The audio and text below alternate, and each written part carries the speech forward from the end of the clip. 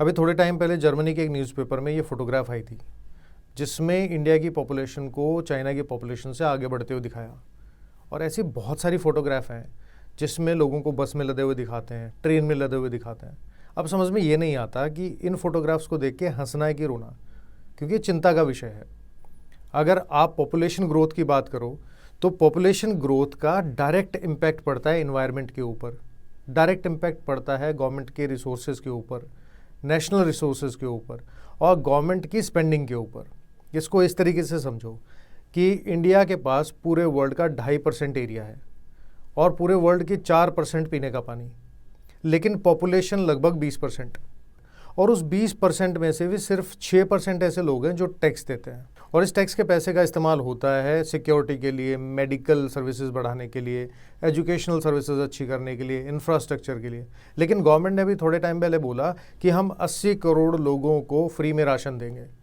अब ये नेशनल शर्म की बात है कि 80 करोड़ लोगों के पास खाने को अनाज नहीं है और गवर्नमेंट को वो राशन उन लोगों को देना पड़ रहा है।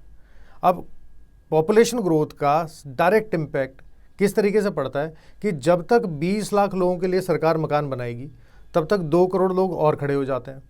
जब तक 10 लाख नौकरियां आएंगी और 10 लाख लोगों को रोजगार मिलेगा तब तक आने वाले टाइम में 1 करोड़ लोग और इकट्ठे हो जाते हैं जो कहते हैं कि हमें भी नौकरी चाहिए। तो पॉपुलेशन ग्रोथ की वजह से रहने की तो दिक्कत आएगी, जो अनएम्प्लॉयमेंट है, बेरोजगारी है, वो भी बढ़ेगी।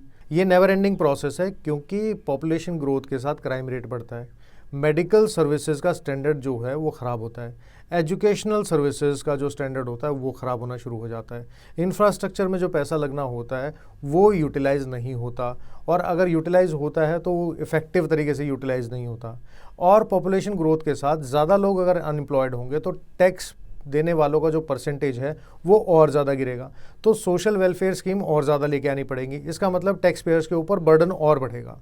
तो जब तक हमारे देश में पॉपुलेशन कंट्रोल कानून के ऊपर चर्चा नहीं होगी, जब तक पॉपुलेशन कंट्रोल कानून नहीं बनेगा, तब तक आने वाले टाइम में देश की प्रॉब्लम बढ़ती जाएंगी। अगर आपको भी ऐसा लगता है तो आप एक एक रिप्रेजेंटेशन गवर्नमेंट को अपनी तरफ से लिखिए और बताइए कि पॉपुलेशन ग्रोथ की वजह से क्या क्या प्रॉब्लम होती है और गवर्नमेंट को क्या स्टेप्स लेने चाहिए।